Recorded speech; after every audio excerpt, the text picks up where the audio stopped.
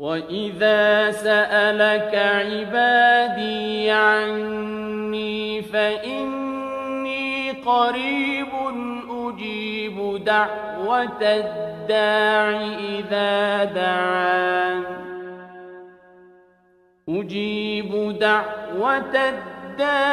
إِذَا دَعَانِ فَلْيَسْتَجِيبُوا لِي وَلْيُؤْمِنُوا بِي لَعَلَّهُمْ يَرْشُدُونَ